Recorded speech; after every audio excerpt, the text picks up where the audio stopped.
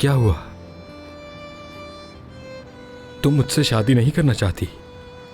अरे मैं तुमसे शादी करना चाहती हूँ।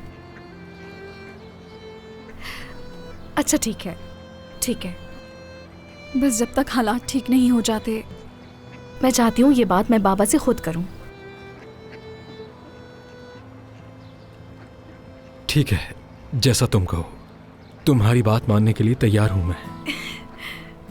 अरे तुम्हारे हाथ तो ठंडे हो रहे हैं।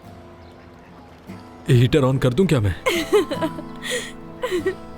अब अच्छा लग रहा है ना तुम्हें? हाँ बहुत अच्छा।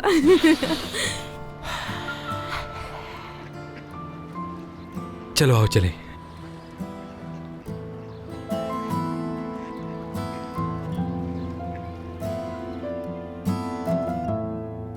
अच्छा, तो अब तुम यहाँ पर रहा करोगे?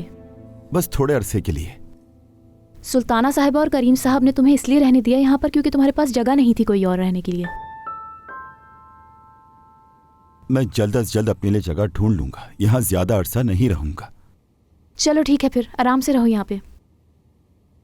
बहुत शुक्रिया, तुम दोनों ने मेरा बहुत साथ दिया।